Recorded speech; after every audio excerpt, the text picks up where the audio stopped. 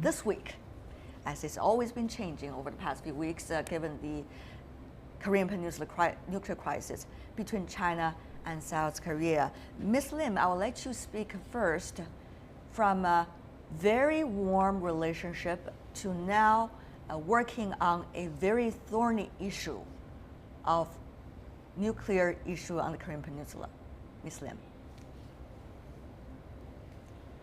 Yes, first and foremost, I'd like to just highlight two focal points. As you mentioned, for the last couple of decades since the normalization of the diplomatic relationship between the ROK and the PRC, this relationship have shown substantial or unprecedented developments.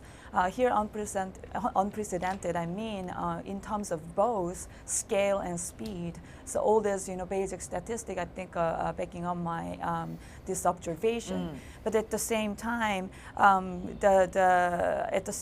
as you mentioned, we encounter this super serious issue, nuclear North Korea.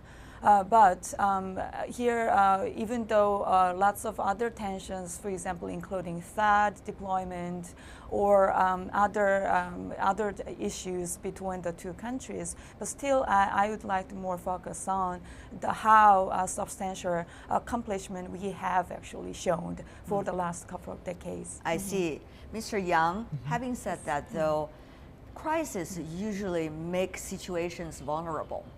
It also tests the real essence of relationships. Yeah. And at this moment, South Korea feels vulnerable because that's what happened on the Korean Peninsula. And also, they are brothers and sisters on the Korean Peninsula. China also feel vulnerable because this latest development has no precedence. And China has to streamline also to a certain extent about the way to deal with the crisis. What do you make of the wisdom that both sides need to have in order to get over this vulnerability and continue on its path, as Ms. Lim earlier pointed out, about this in-depth relationship?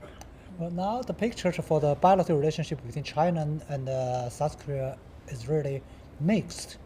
When you talk about the bad issue of nuclear, actually, the positive supporting point is the cooperation between two countries for the shared denuclearization. So basically, on nuclear issue, the positive factors or positive part is much larger than the negative part between the two countries. Especially on the existing cooperation on UNSC resolution that is expected come out very soon. And after the resolution, I think one more added area for cooperation between the two countries will be emerged. That is the export control regime to prevent North Korea towards further nuclear and missile programs. So basically, the cooperation in this area is really good. But although the newly emerged, THAAD issue, that will be complicated bilateral relations. Right. Mr. Ye, only a relationship when it could stand the test of time and even the test of crisis, that is really a good relationship, as we say. We've already seen South Korea-China's relationship endured several times these hardships, but still survived really well. What do you make of the actions need to be taken next, besides on the resolution coming from the UN? What is going to provide the two countries with some sustainable essence to hold on to so that the relationship can continue as it should be? I think we can recall this recent event, especially the Foreign Affairs Minister, Mr. Wang Yi, paid a visit to the DC and have a discussion with John Kerry. If such kind of the arrangement could spontaneously happen between Seoul and Beijing, I think it will be the better idea. So it's not just the southern part, the ROK will suffer the dilemma. Actually, China and the ROK should work together to handle the situation from the first beginning, not only make the response to the alliance or to the regional situation. For instance, about the deployment of the THAAD, if China and ROK could launch the discussion when this initiative was announced by the US side, I think now our situation will be much better. So I'm not saying that's the only because of the geopolitics game. So these two countries was trapped. Right. No, I don't think so. I think we have a lot of the solutions and we have a lot of chances. We can discuss and then respond. Ms. Lim, help us to understand what kind of inspirations and experiences the latest rounds discussions concerning the DPRK issue would help China and South Korea do better in their policies and adjustments of neighboring country relations. Briefly from you.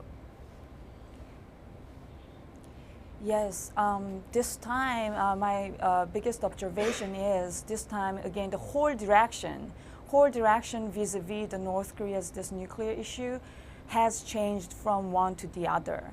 So now as the China with the United States showed their G2 leadership for the agreement for the next actually the sanctions resolutions, which is supposed to be adopted very soon. As this China, Beijing, and Washington showed through this negotiations and agreement, I think now international community, it looks like really international community agreed on. Now we have to experiment another new formula, which is far different from any other thing. Of course, Yes. China-South Korea relations is only one of those case studies we're looking at in terms of looking at China's path of building neighboring country relations. Mr. Ye, what kind of inspirations can we really get? I think China and South Korea have already been proved that two countries in two COP can handle their geopolitics risk very smoothly and very achieved a lot of achievements. So I think that means a lot. After all, ROK belongs to the US bloc, but China isn't, and we can handle and manage the crisis together. That means a lot. Interesting point. Mr. Yang? Well, I think now China and South Korea need to develop a matured bilateral relationship, no matter it's a good one or bad one. The most important thing is the maturity. Under the matured stage, we can handle every fundamental issues, difficult or easy issue, in good way and a positive way. So I think that's a challenge to the political leaders' political wisdom. Yoon Jung-lin, thank you so much for joining us talking about this interesting case study of relations between South Korea and China. Really appreciate it. And for the other two guests, do stay with us. Now, let's take a look at another example, Myanmar, one of China's neighbors that's undergoing political transition.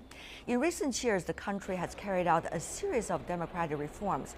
Last November saw the election victory of National League for Democracy, which replaced the old guard that were backed by the military. NLD is led by Aung San Suu Kyi. Whether Ms. Suu Kyi will be eligible to become president remains unclear in that country, but she is sure to lead the country. Last June, Ms. Suu Kyi paid a visit to China and met with Chinese President Xi Jinping. She is a vocal advocate for improving bilateral relations with China.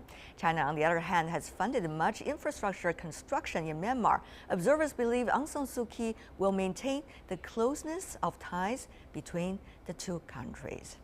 This is really an interesting case study, isn't it? From a country that China used to be very close with, but certainly on a different political system, to one that is changing. What do you make of the changes going on in Myanmar, Mr. Yang, and China's ability to adjust to the changes? Well, first of all, I would say Myanmar is in fast changing, but primarily domestic changing. And as to regarding to the external relationship with China, that is one of the most important bilateral relations for Myanmar. So, but the relation with China's changes will dominated or decided by the domestic political changes. So basically, I think China, as an outsider, hope the domestic changes could be stable and gradual way, rather than sharp, say, evolution way, rather than revolution. But Mr. Ye, as we all know, China will not be able to dictate any country's politics. We could only be observers, and therefore, how to keep that balance? This is a very smart diplomacy that we are talking about Yeah, here. I think both sides need to realize that they all have the expectation, they all have the demands, and how can make these demands together and work together. Firstly, we should realize the transition of the Myanmar for the politics is not solve all the problem. They still have the development issue. They still have the ethnic relationship issue, especially with the northern part. So I think in these two parts, China can provide very important, crucial, even the decisive support to the reconciliation of the Myanmar and the economic development of the Myanmar. So just like we quote from the Professor Young's in the last session, mature relationship between China and Myanmar also means there is a tough period, but now the transition is almost done. So it's time to go back to focusing what the Myanmar really need. And now is the need, firstly, national reconciliation. This China provide a very important assistance. Secondly, economy development. And also, China is a very important country. And we should notice that even though before this couple of years is in a tough condition between China and Myanmar, the people-to-people context and the economic cooperation still in the fast track. I see. Mr. Yang, though, we've noticed in many cases, it used to be that economic ties would be the foundation for two countries to develop close relationship. But at times, as the world changes, sometimes ideology and political internal changes could be the deciding factor, at least for the very short term. So how can China be smart enough as a rising power, at least in the region, be able to make sure there's a very smart and balanced policy toward its neighboring countries? That one that is beyond just infrastructure building and just doing business. Yeah, first of all, I think the economic ties between Myanmar and China will still developing, will not change substantively, no matter it's this type of a regime or that type of regime.